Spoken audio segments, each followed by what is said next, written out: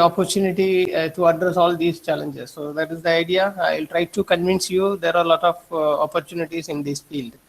So the picture what you see here is lithium-ion battery, supercapacitor, and the redox flow batteries. So we will be talking only on batteries, the lithium-ion batteries, and some extent redox flow batteries. Supercapacitor, I think there are other sessions. So CSIR SICRI, I don't have to introduce that, only saying that we are located in the southern part of our country here. In Tamil Nadu, we have 3 national laboratory, and where in CSIR Central Electrochemical Research Institute, we do a lot of R&Ds on electrochemical science and technology, especially on electroplating, sensor, and nanocatalyst. More importantly, we are focusing on electrochemical energy storage technology. So that's what we are going to talk about the topic today. Okay, so let me begin my talk by telling you that top 10 problems that our human beings, what we are facing. You look at this, actually starting from water, food, environment, poverty, terrorism. Recently now we are struggling with this, COVID-19 disease, education, democracy, and of course the pollution. If you look at all these top 10 problems, the energy is placed the number 1. The reason behind that is if you can address these energy issues in a proper manner, it will be taking care of all other problems. So that's what the energy plays a role. So look at this, actually, the CO2 content in the atmosphere keeps on increasing. If you look at the CO2 increase, last 100 years back, 1870 to, 1930, the increment in the CO2 content is marginal. The moment after 1942, even 2010 and 20, you see there is a deep increase in the CO2 content. A couple of days back, I have checked the CO2 content. It's around 411.01 ppm. So that is almost 3.5 ppm of the highest compared to last year.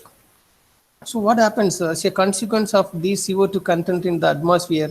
It causes a lot of other issues like global warming and many more other environmental issues. So what you see here, these pictures, captured during, March or February at Delhi, you could see a lot of air pollutions. Even getting pure air itself challenges for us. So these all things causes due to the huge accumulation of CO2 content in the atmosphere.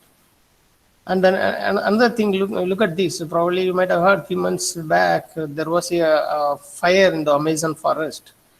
That is also there, and these are the heartbreaking pictures with that Amazon forest fire accident.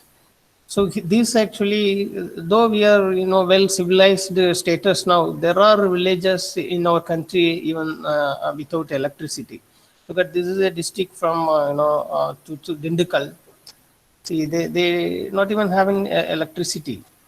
And see, there still we are using the lanterns powered by a battery or something like.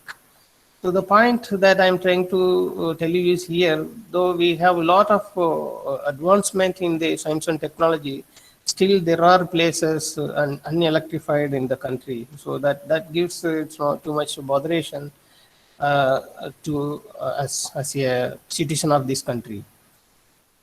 In addition to that, you also notice that there are a lot of air pollution. So you might have seen the countries in India, there are cities having a lot more electric the vehicles. So we are going to talk about the electric vehicles. Before that, since we are using fossil fuels, as you can see here, there are a lot of air pollutions. So these are the Kolkata and Bangalore kind of cities. So eventually these things would damage and pollute the air. That's what we are breathing. So we need to find out the alternative arrangement for this kind of situation. So that's what we are going to discuss in the rest of the talk. Okay, so let me share with you the energy outlook globally. If you look at the amount of energy that we are consuming right now is around 20 terawatt, can I say. So for your information, I'm giving you 1 terawatt is equal to 10 power 12 watt. So that means you imagine actually after 30 to 40 years, the amount of energy would be doubled or even tripled. We may not know that. So this energy is really impacting the human life in terms of economy, environment, health, and of course national security. So the projection says that after 30 years from now, the amount of energy would be doubled or tripled, as you can see here. The question is whether we will be having the same fossil fuel cells, so what we are consuming now. Certainly, it's not. The amount of resources probably would not meet our energy demand, what is that we are going to face in future. So look at this. Actually, there is a Nobel laureate. Actually, Alan, he has mentioned that in 200 years from now, we will be having trillions and trillions of money, but there won't be enough natural energy resources. So that's where we need to find out the alternative resources. So look at the global energy consumption of the fuels. So up to here, 2000, the fossil fuel cells have been really taken the domination. So the same thing would be expected in the near future also. So whatever alternative we are trying to address, still the fossil fuels like natural gas, coal, oil are taking the predominant stage. But the question remains again same. Do we have enough resources, natural gas, oil, coal? Certainly it is not. So we need to find out alternative energy sources. So what are the other energy sources? So geothermal, solar, wind, biomass, and hydroelectric. So these are the alternative energy technology what we have been talking, starting from solar, wind, nuclear, hydro, geothermal. But if you look at the last three components, fuel cell, capacitor, and batteries, these three components are collectively called electrochemical energy storage and conversion devices. So we must be careful in understanding this. The energy storage is capacitor and battery, while fuel cell is energy conversion devices. Okay. So based on the common principle of ion and the electronic transfer, this is called electrochemical, simply energy storage and conversion devices. So these devices are broadly classified into three categories: batteries, fuel cells, and capacitors. We know that batteries again further classified: primary battery, secondary battery, and so on. So the combination of these batteries, fuel cell, now the recent trends on redox flow batteries. So the supercapacitor or ultra capacitor, hybrid capacitor kind of storage device, which are further classified into pseudo capacitor and double layer capacitors. So what are the challenges that we are going to face? So with these kind of energy storage and conversion devices, the challenges remain limited energy and power density, of course, cost, safety, and most importantly, the lifetime of those devices. So these are the challenges that we are going to face, and we are going to address what kind of solution that one can think of addressing these challenges. So electricity is a kind of chain. So we all know that we must generate electricity, and from one place to other place, the energy has to be transmitted, and then we need to store this energy. So that's where this battery technology plays a vital role in storing this energy. So let's start the main fundamental of these electrochemical energy storage and conversion devices. It's simple oxidation and reduction process. We all know that historically oxidation is a reaction with oxygen. Yes, of course. And reduction is removal of oxygen. Okay, so nothing but it's a loss of electrons, oxidation, and gain of electrons. This is actually the school level concept, but still it is the base for all these applications. So this is again, the mnemonic device. Probably we would have all recalled our school days. When we were taught to understand oxidation and reduction, they might have given these kind of tips to remember that. Look at this, Leo GER. Leo says GER, that means loss of electron, is oxidation and gain of electron is reduction. The other example also oil rig, oxidation and reduction. Okay, these are things to remember. We have been, talking these things. Okay, so what kind of revolution that we have seen in the case of energy storage system? Look at these two images, so left and right. So what you see here on the top right is the Belgium car powered by lead acid batteries. Similarly, this is actually nothing but a mobile phone which have been used in the military applications. So the bottom pictures, what you see here, this is a lithium-ion powered Tesla car, and this is the current smartphone that what we are using. See, I'll be surprised to hear if someone says that, sir, I don't have a mobile phone right now. No, actually, we will be having one or two mobile phones. More importantly, even that mobile phone also, the charge is not enough. We will be having the backup. There also battery plays an important role. Okay. So these are the things, certainly evidence that we have greatly made the revolution in these technologies. So the other image that I have found for you, actually, look at these 90s.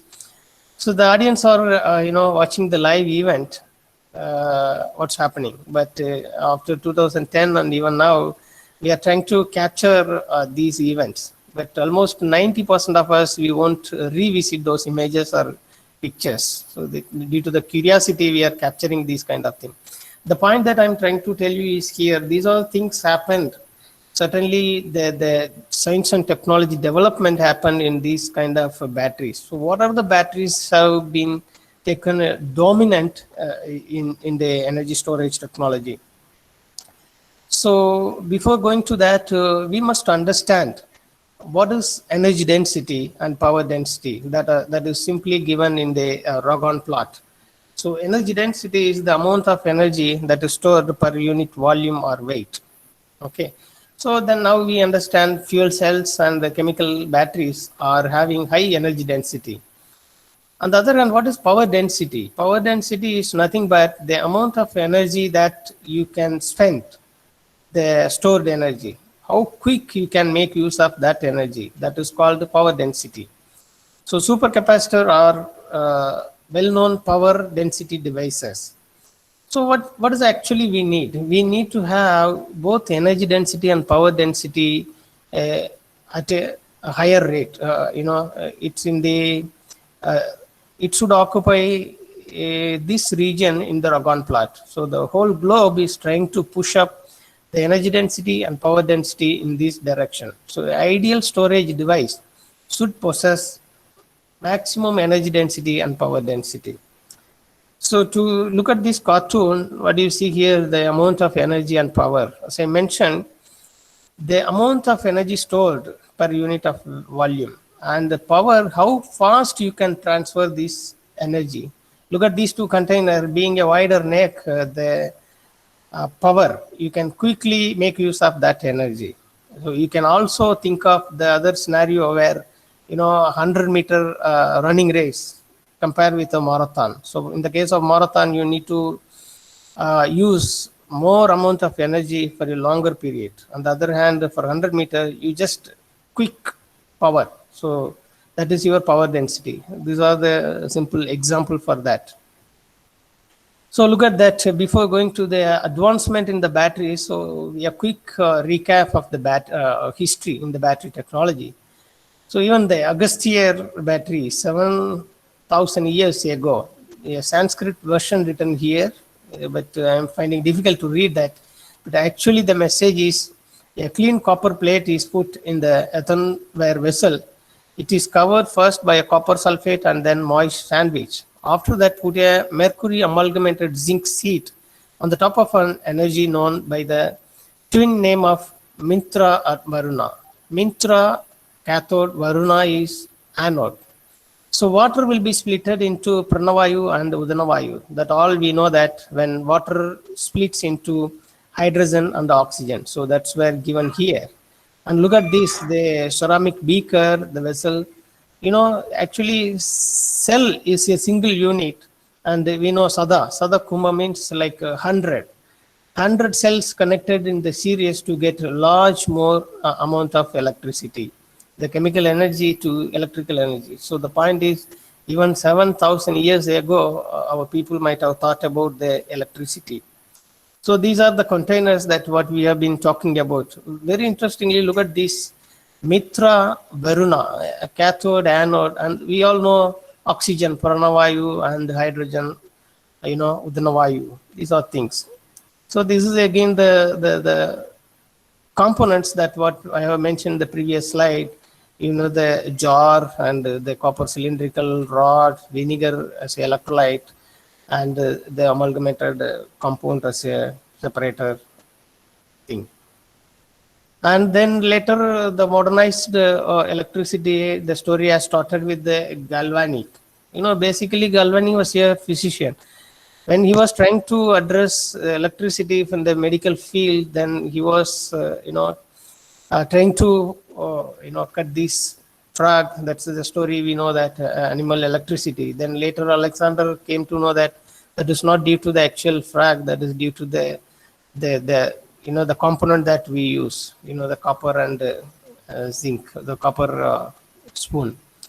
And then the second part later, Daniel cell, that's what we have been talking about, zinc and copper. And then story went to lead acid battery. Now recently we are talking about lithium ion batteries and lithium air, lithium sulfur, and the modernized organic batteries kind of thing.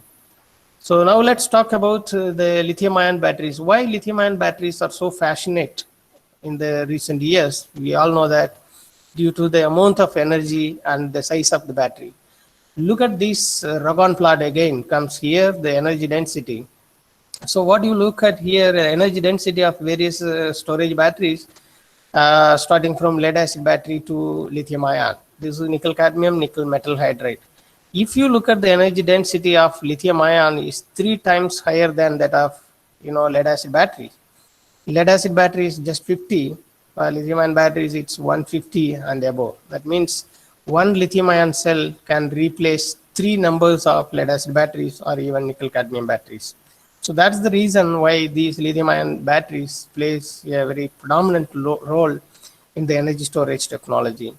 So how do we calculate the energy density? So the energy density is being calculated with this formula, current and the volt. We all know that is watt here, and of course the time, watt hour per kg. Kg is the weight. So why lithium is so special here? If you look at the standard reduction potential in the electromotive force series, so lithium plays very high redox potential, minus 3.05. So since voltage is upper, then the energy density will be a higher rate. Another important point that we all know that metallic lithium, being a soft metal, it has very, very less atomic weight. So since the weight is in the denominator, you will be getting again high energy density. So these are the 2 important factors made this lithium ion is so fascinating in this field. So this is electrochemical cell reactions for a simple lithium ion batteries, what you see here. More importantly, I must tell you the fact that here, when you look at the energy, that is electrochemical energy in terms of thermodynamics. So this is, we all know that nothing but relation between thermodynamics and electrochemistry. Delta G is equal to minus N of E. So when delta G is negative, then the reaction is spontaneous. And we know that if it is positive, there is no reaction. And if it is 0, we all know that it's in the equilibrium state. Okay, in electrochemistry, there are 2 things. So the electrochemistry title says the influence of electricity for the chemical reaction. It's simple. So chemical reactions produce electricity, or electricity causes some kind of chemical reaction. So that is your water electrolysis. So look at these lithium ion batteries. What do you see here? Cathode and anode. In this case, anode is metallic lithium or lithiated carbon. So, and what do you see here? The lithium ions are settling from cathode to anode and anode to cathode. So knowingly or unknowingly, every one of us will be carrying the lithium ions in our pocket, right? So that's what the chemistry works here. Look at this, when lithium comes from cathode to anode, the corresponding discharge, you will see that. And charging is the reverse. Charging means, see here, and discharging means you are through your phone. So the simple reaction involves oxidation reduction, the same concept what we have seen. So this is the variation in the potential. Okay, so what about the history? So here is a gentleman called Rudy from the University of British Columbia, who was the first guy who has proposed this lithium technology. I'm sorry, this is not lithium ion, this is lithium battery. Since because he used anode as a metallic lithium. Okay, so he has constructed a cell, lithium cell, using a metal sulfide and metallic lithium, and he could get the voltage, 2 point something. That is due to the metal sulfide. If it is metal oxide, then obviously it is 3.5 and above. Okay, so what was the problem in that lithium cell? If you look at this, when they used metallic lithium and they found that dendrite growth on the anodic side. So what does it mean? See, this is the fresh shell after assembling metal sulfide and lithium. Or repeated cycling, you could see that there is a kind of formation of needle kind of thing. So that causes an uneven growth of the lithium ions on the metallic lithium. So what happens? This dendrite growth will puncture your the separator, which is placed in between the anode and cathode to prevent the short circuit. So this was the initial battery. What happens actually, this Molicel, there was a famous company, the lithium battery used in the Kodak camera. So most of us, now we recall, you remember before this smartphone, we used to have the Kodak camera, there 36 or 32 pictures only could be taken. So now imagine, even in your smartphone, you will be storing like 10,000s of images. So that is the real revolution happen in this kind of technology development. Okay, so then people thought about how to replace this dendrite growth electrode. Then people went for a lithiated carbon that is called, lithium plus. So metallic, there is no charge, it's Li. So then they thought, okay, we should have the lithium property, but at the same time, we don't want to have this issue, dendrite growth. Then people went for metallic, lithiated carbon. So where they have lithium plus. So that's where it is being called lithium ion batteries. So now you think about lithium battery, they use only metallic lithium. The other one, lithium ion, where they use directly lithium ions in the intercalated carbon. So the story started lithium ion, lithium polymer, then lithium air, lithium sulfur, and so on. Okay, so these are the various anode and cathode material tabulated here. Look at these all cathode material, the higher potential, and these are anode material. So when you want to combine these two anode and cathode material, you have to be very careful in fine tuning these in order to have a wider potential window, because that potential will determine your energy density. Okay, small scale to large scale, the development. So the story started with lithium cobalt oxide. During 90s, Professor John Goodenough, so who is the last year Nobel Prize winner for this lithium ion technology. He was one among three. So Stanley Whittingham and Akira. So these three were awarded Nobel Prize for their, the development of these lithium ion batteries. So this material was discovered by John Goodenough when he was working with kind of oxides. So that's where you remember a couple of slides back, you have seen the sulfide. Now he has used oxide. So the reason for that, there will be an increase the potential. So your energy density will be much higher. So then they found that the capacity is only 30. So they want to increase more capacity. Then they went for other materials, lithium manganese oxide, lithium iron phosphate, and this is called NMC chemistry. So they say manganese, nickel, cobalt. And there will be an increase in the specific capacity, nothing but the energy density. See, now we are getting 300, 400 like that. But imagine the amount of energy that what is being used in the conventional battery is really not at all enough to have electric vehicle kind of application, because we need a huge amount of energy. one charge you must be able to travel from Karaikudi to Coimbatore. So that's what we need. So the existing material, it's not possible because you need to have in between a charging station. So that's the challenges we have. Let's see what are the other systems so to address. So I'll just quickly go through one sample, one cathode material that is shown here. So what are the challenges in this material and how to address this? So basically this is called the spinel lithium manganese oxide. So due to its the structural feature, it gives a strong edge sharing octahedral, which permits a reversible extraction of lithium without disturbing the structure. Then what is the problem? So there are a lot of issues in this. The metal dissolution, manganese dissolution, John Teller distortion is a effort in the compounds, in the coordination compound. And of course, you have loss of crystallinity, development of microstain, and of course, there is a possibility of decomposition of the electrolyte. So these are the failures. So how to address these things? So we have taken this compound and we have tried to address some of these factors. So we mainly focus on the dissolution part. Okay, don't worry about the calculation and other things. The point that I'm trying to tell you is here only the amount of valence. So when you look at these two cartoons, when you have more than 50% manganese 3 plus, the dissolution is more. When you have like 30%, you could see minimum dissolution. The chemistry behind this is when you have more amount of manganese 3 plus, so manganese 2 plus dissolution will be much more in the electrolyte, because we know that Mn3 plus dissociate into Mn2 plus and 4 plus. So that 2 plus is dissolving in the electrolyte.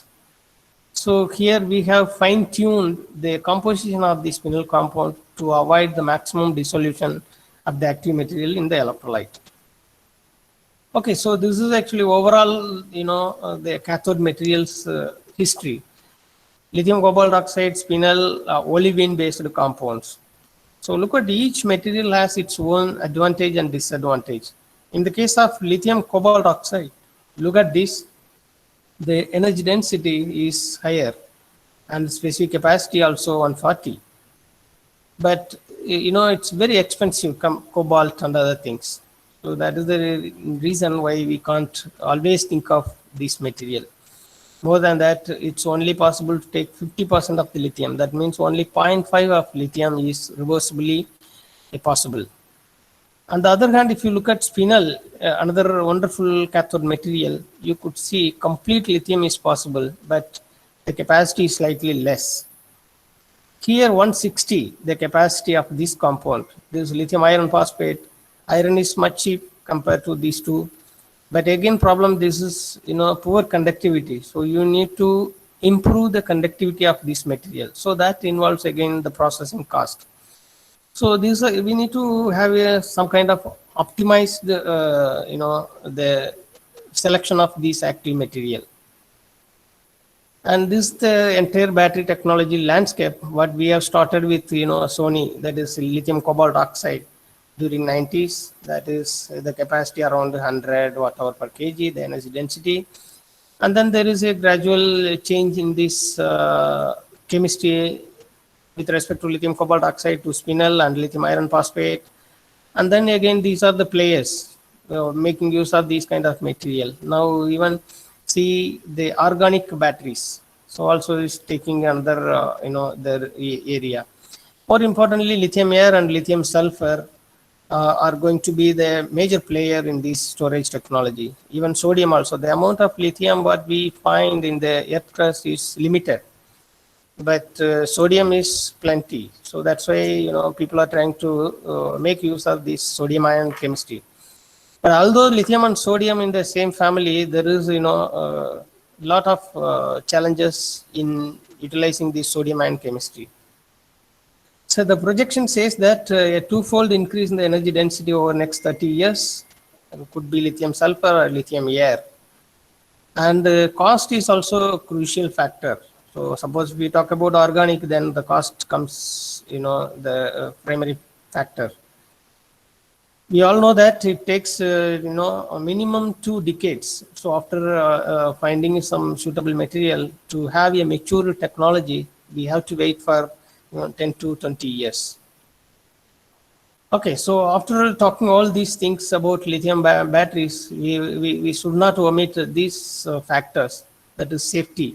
How often we face these kind of incidents? Probably you might have heard about the aeroplane crash and car accident, mobile phone, laptops. All these things happen due to the lithium ion batteries. So what are that? How to avoid these things?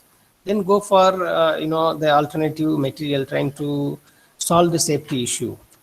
And in future, so some folks predict that future mode of transport would be either electric vehicle or a horse. That we have to decide what to be taken. And this lithium air battery, look at, I was telling about lithium sulfur and lithium air battery. Look at these two cartoons. What you see here, this is the conventional battery, what we are talking. And it's difficult to accommodate the large amount of battery in order to meet our huge energy demand. But on the other hand, when you use lithium air, it's very comfortable and convenient because one of the component that you don't have to store in your vehicle, so that is your air. So we can directly make use of the air as one of the active material. That is the reason you are very comfortable in this kind of system. More than that, the amount of energy that I'm going to show you along with you with the lithium sulfur. Look at this. So that's the reason why we say lithium sulfur and lithium air systems are going to be the next generation of storage technology. And look at the energy density in these two cases. In the case of lithium sulfur, you see 3,500. Now, can you recall the very beginning slides where we talked about lithium ion batteries energy density? It's hardly 200. Now, you imagine how many times higher in the case of lithium sulfur. Even more in the case of lithium air, lithium oxygen, almost 5,000 watt-hour per kg. So this kind of energy storage system only could give you, the complete ride. In the case of electric vehicle, one charge, complete charge will take you from 300 to 500 miles per charge. And more than that, look at the conventional batteries where we use cobalt as a major active material. The cost is the prime factors that one should consider. The cost of cobalt is 42,000 US dollar per ton. On the other hand, sulfur is just 30 US dollar per ton. And of course, for oxygen, I don't think that you need to pay for oxygen, but we may wonder, days may come to pay for pure oxygen. We don't know. So these are things makes the difference in terms of energy density and the cost lifetime. So this is again the simple, it may be appearing simple chemical reaction involving the electrons, but actual system, there will be a lot more complication, like, a lot of ions and species, roaming in and around the electrolyte and the electrodes. So that's where the complication arises. It looks simple, but the compounds that involved in the system is too complicated. So these are the challenges we need to address. In the case of lithium sulfur, look at this. Though the energy density is much higher compared to conventional battery, 3,500, but look at the challenges in that: solubility of polysulfide, conductivity, and the reactivity of this metal, the metallic lithium. So what we thought in the very beginning, like when they have started this technology with lithium as a anode, the dendrite growth is common in the case of lithium sulfur or lithium air, because there we are not going to replace this metallic lithium. But suppose if someone says that I can have the complete property of metallic lithium with some other material, then we are in the business, because you can completely replace the metallic lithium with the compound without sacrificing the performance of the lithium. Okay. So now how to address these challenges? So since as title says, there are a lot of challenges, so we are looking one by one. So in the case of lithium sulfur, there are 3 challenges. Let's see how to address these. So we have taken some kind of, the combination of the active material using flexible glass fibers, freestanding composite electrodes that we have made as an electrode. So the second, the challenges as you hear, the solubility, the first one, solubility of the polysulfide. Polysulfide is nothing but an active material in your electrode. Okay. So now how to suppress the solubility, because you should minimize the solubility to make use of the complete utilization of your active material. So that's where we have designed electrodes in such a way that you can minimize the polysulfide dissolution. So these are the chemical composition. Don't worry about the combination and other things. If you are very particular, then please go through this paper and look at these changes. These photographs clearly indicates that complete capture of polysulfide. So this is the first vial is the polysulfide, and the second one is after adding our electrode additives, and you could see that there is a change. Similarly, this also again other piece of work that involved the combination of manganese oxide hollow sphere in the active material modification. So look at this again. So we were talking about the other generation battery, lithium air. So in your charge discharge plot, you might have seen where I was showing the working principle of lithium ion batteries, right? So the charging and the discharging. So the black one is the actual charge discharge process of the conventional lithium air batteries. But if you look at this, there is a huge difference, almost 1.7 volt difference. This is, a discharge and charge and a discharge. So obviously the efficiency of this system is much, much lower when you have this kind of difference in the charging and discharging voltage. So people are trying to minimize this voltage gap so that they can increase the efficiency. So then how to uh, bring down this voltage gap?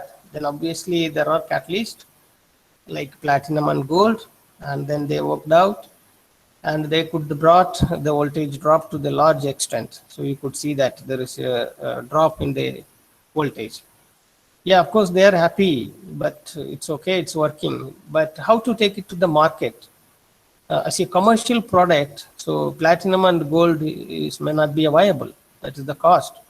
That's why we have to take a optimized, balanced system where you should also bring down your the voltage gap to increase the efficiency. At the same time, you have to be very careful with the catalyst what we are using.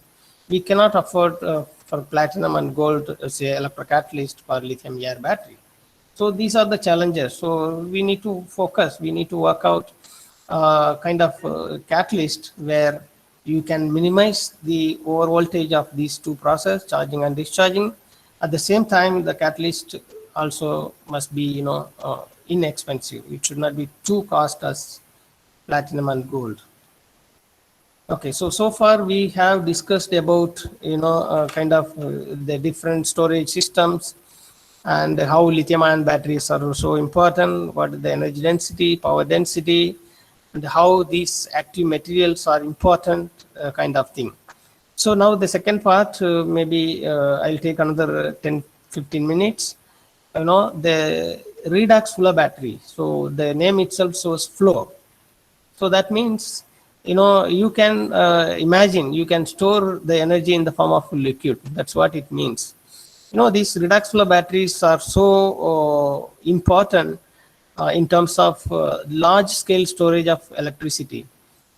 So I must tell you the fact that, this renewable energy, solar and wind, it will not, do their job when you want, because we cannot, instruct sun or wind to do their job. Okay, so whenever it is, performing, we must be in a position to store this energy. So these redox flow batteries are really, going to be a big, storage option for bulk storage of electricity. So what is this? It's a combination of battery and the fuel cells. This is a simple fuel cell system. This is battery. Utilizes circulation of electrolyte, from the reservoir to the cell stack. I'll show you what are the stacks and bipolar electrodes kind of thing. Okay, what is the advantage of these redox flow batteries? Actually, whatever the energy storage system we have been talking, lead acid battery, nickel cadmium, lithium ion, the power and the energy density is fixed. So whatever the company gives a storage system, it is mentioned this much energy density, this much power density, that's all. But in the case of redox flow battery, you have a privilege of decoupling energy and power. What does it mean? That means independently you can operate. So for example, look at this cartoon. This is your model. For some application, I may need high energy density. So how to do that? Simply increase the volume of electrolyte. So this is your electrolyte, and increase the electrolyte, you will get high energy. Capacity and energy is nothing but same. And some case I need more power. So you increase the number of cell stacks, that is bipolar carbon plates. So this advantage you cannot have any other rechargeable storage system. So that's where these redox flow batteries finding very, very important role. In addition to that, you will be having other advantages: high efficiency, long cycle life, 20, 25 years, and 100% depth of discharge is possible. And of course, this is stored in a tank. It's environmentally friendly. Safety wise, it's uh, compared to lithium, it's far far better because here you are not having any metallic species involved. So how does a flow battery works? As you can see here, the active material in the form of liquid, say anolyte or catholyte, stored in the reservoir or in the tank, depending upon the volume. When you take large, you say tank. If you take small, reservoir.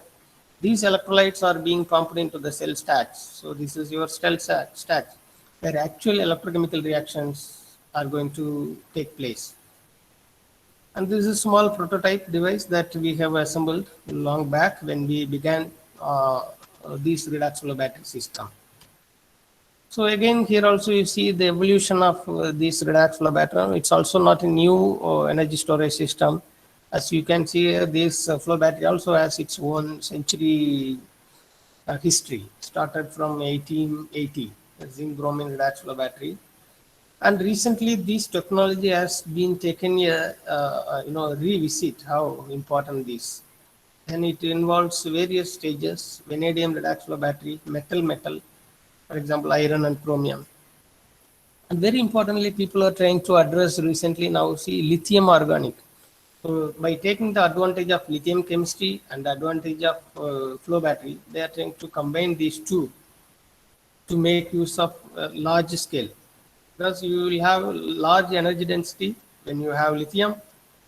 If you have flow battery, you have option to decouple energy and power. So these are the recent trends. There are a lot more chemistry involving this flow battery technology. So here we have been working on one or two systems. Zinc bromine redox flow battery, that was the initial stage we have started. The reason behind that, we know we have plenty of bromine in the sea source, and of course, zinc, it's abundant in the earth. So by having that, we initiated this zinc bromide redox flow battery. What are the challenges here? As you see in your lithium, here also dendrite growth is common in the case of zinc. All zinc based system, so this is a common issue. The other issue is the electrocatalyst. So in this case, if you look at zinc bromine, bromine is the cathode, this is anode. So cathode reaction and anode reaction should be same. The kinetics of both the redox reactions should be same. But in this case, bromine redox reaction is very sluggish. It means it's very slow. It's not that fast as your zinc. So you need to enhance the kinetics of this bromine. That is one kind of challenge. And the second part is dendrite growth. So we are trying to address one by one. I'll just show you some of our work where we try to enhance the kinetics of bromine-bromide redox couple. What you see here is actually cyclic voltammetry analytical tool in electrochemistry to find out the redox reaction and the kinetics of that. Look at this here. One of my PhD students used, two different carbon nanotube, that is multi-wall and single wall. And the black one, there is no catalyst. The reaction is very sluggish. And you could see the difference when you use multi-wall and single-wall carbon nanotube. More importantly, this is nothing but your charge discharge curves. Like in your lithium ion battery, you might have seen charging and discharging. Similar way here, this is charging, this is discharging. Look at this, when you don't have any catalyst, that is black one, there is huge difference in the efficiency, 680 millivolt difference. So the voltaic efficiency of this system is very less.